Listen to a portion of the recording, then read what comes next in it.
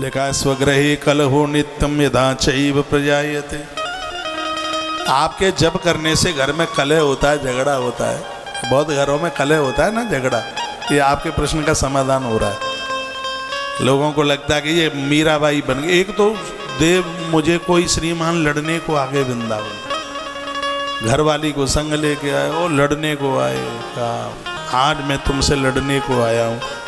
मैंने कहा मैंने तुम्हारी कौन सी प्रॉपर्टी दबा ली है, तुम हमसे लड़ने को क्यों आए हो? अरे ये कोई बात है कि पूरे दिन तुम्हारी कथा ही सुनती रहती है? टीवी बंद नहीं होता पूरे दिन। मैंने कहा कि तुम्हें सौगंध है तुम्हारे माई बाप की, कोरोना लगा था उससे पहले तुम्हारे घर में तुम्हें भोजन कितने बजे मिलता था? सत्य है ये, मैंने उस आदमी को पूछा। वो कहता है कि कभी 2 बजे मिलता था, कभी 3 बजे मिलता था, कभी 5 बजे मिलता था, कभी रात को 8 बजे मिलता था।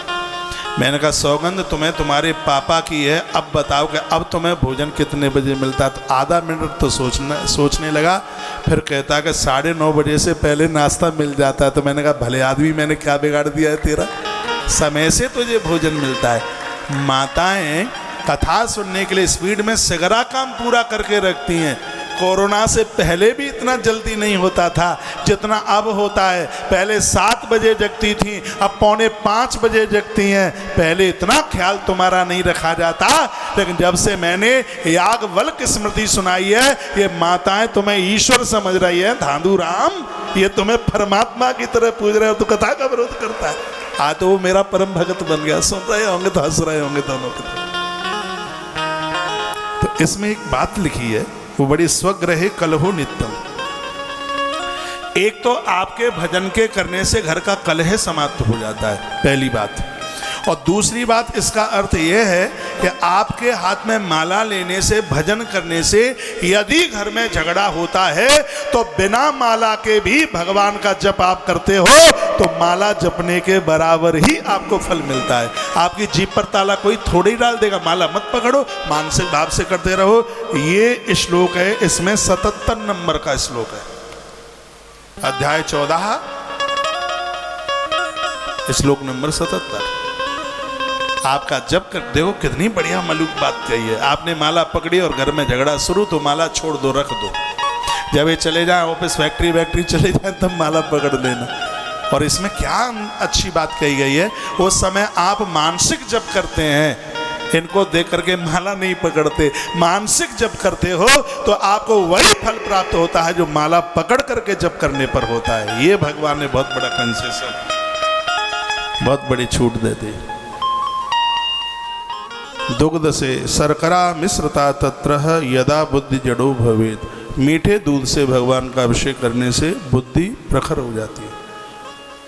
वर्णन क्या है, जिनके घरों में बहुत कलह होता है, बाप बेटे में बनती नहीं है, भतीजे चाचा में, ताऊ में बहुत झगड़ा होता है, घर में बहुत कलह होता है, बनती नहीं है, सब एक दूसरे का विरोध करते हैं। कभी कभी तो बाप बेटे में बहुत लड़ाई होती है, सास बहू में बड़ी लड़ाई होती है। तो उसके लिए भी एक उपाय है, स्वगृहे कलहो नित्यम यदा चैव प्रजायते। जिनके घर में रोज झगड़े होते हैं, रोज कलह होते हैं, वर्णन किया है कि उन लोगों को अपने घर में जलधारा के प्रयोग से अभिषेक करना चाहिए। पानी, सिर्फ जल के द्वारा भगवान शंकर का अभिषेक करने से सर्व दुखम विलीयते, घर के सगरे दुख विलीन हो जाएंगे, समाप्त हो जाएंगे। तो जल देखो, आप दूध से भी स्नान कराते हैं तो भी उसमें आपको जल मिलाना पड़ेगा। आपको तेल से स्नान कराते हैं, थोड़ा सा उसमें आपको पानी डालना पड़ेगा, क्योंकि जल के बिना तो अभिषेक ही अधूरा है। ऐसा शिव महापुराण के रुद्र संहिता के 14 नंबर के अध्याय में लिखा हुआ है। फिर लिखा है शत्रुणाम तापनार्थम वै तैल धारा शिवोपरि। जिनके शत्रु बहुत बढ़ गए हैं उनको तेल की धारा के साथ में भगवान शिव का उन्हें अभिषेक करना चाहिए। शत्रुओं को ताप देने के लिए शिव के ऊपर प्रयत्न पूर्वक तेल की धारा का प्रयोग करें। ऐसा करने से निश्चित ही कार्य में सिद्धि होती है। सुगंधी तेल की धारा से भोग वृद्धि होती है। सरसों के तेल की जल की धारा से शत्रुओं का बिल्कुल, उनके अंदर जो खोटी बुद्धि है वो समाप्त हो जाती है। मधु के द्वारा से पूजन से व्यक्ति कुबेर के समान हो जाता है। मधु शहद, मालिक हो जाता है धरती का, परिवार का मुखिया हो जाता है। इतनी बड़ी महिमाएं हैं। मधुना यक्षराजो वै, यक्षराज कुबेर का नाम है। इतनी बड़ी महिमा। शिव के ऊपर इक्षु रस, गन्ने के रस की धारा के द्वारा उनको अभिषेक करने से प्रचुर संपदा की प्राप्ति होती है। शिव बहुत प्रसन्न होते हैं, लोग संपत्तिवान हो जाते हैं। जिनके घर में धन का अभाव है वो तो हर शुक्रवार को वह गन्ने के रस से भगवान महादेव का अभिषेक करें। इक्षु धारा यानी गन्ने के रस का इतना बड़ा प्रभाव है। इक्षु रसस्यापि सर्वा आनंद करी शिवे, भगवान शंकर उनके घर में सर्व प्रकार का आनंद कर देते हैं।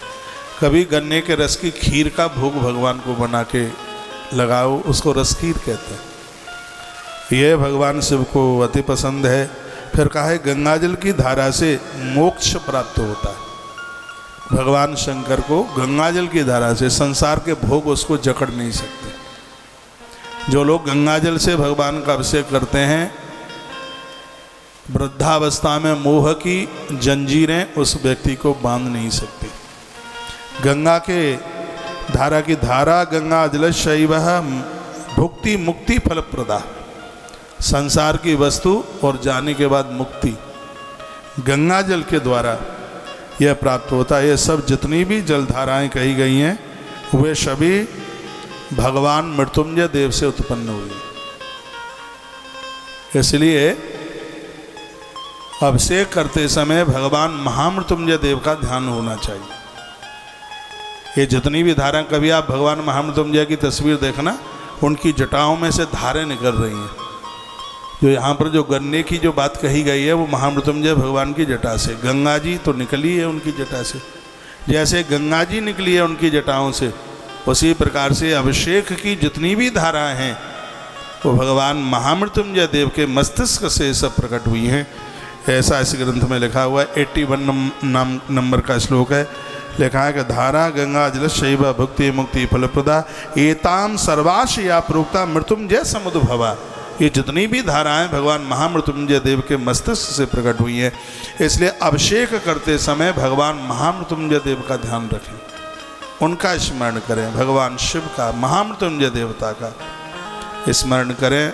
अभिषेक में जितनी भी ये धाराएं हैं ये उन्हीं से प्रकट हुई हैं। विधान से उसे 10,000 संख्या में करना चाहिए। यदि आपसे हो जावे कोई अनुष्ठान, मैंने तो 100 के लिए बोला है आपको कि एक माला जपने में जितना टाइम लगता है उतनी देर के लिए अभिषेक करें। लेकिन एक पूर्ण अभिषेक इसमें कहा गया है, आदमी के पास इतना टाइम हो तो 100 माला जपने में जितना टाइम लगे उतने समय के लिए अखंड जलधारा महादेव के ऊपर चलती रहे तो महारुद्राभिषेक सिद्ध हो जाएगा उसको। 10,000 की संख्या में जब गिनती होती है उतनी देर के लिए अभिषेक चलता रहे।